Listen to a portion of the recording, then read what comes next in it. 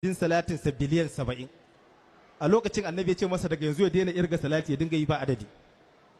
banda maulamu shoyi gibri ma babu wanda ya samu wannan sannan shine waliyin da aka samu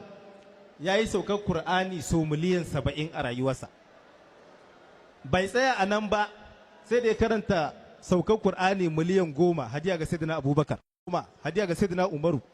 ya sake miliyan 10 hadiya ga sayyidina usmanu ya sake miliyan 10 hadiya ga sayyidina aliyu karamallahu wajahahu sannan ya sake miliyan 10 hadiya ga maulanmu sho ahmadu tijani abul abbasi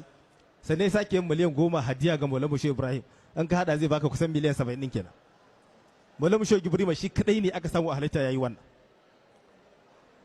banda shi babu wanda ya irin wannan sannan shine waliyi mafi alfarma wanda ya fi kowane waliyi yin halwa a rayuwarsa domin ya yi kasaitacciyar halwa wacce shekara 20 yana gabatar da ita a cikin halwa akwai yasar take Maiduguri sai da Zahara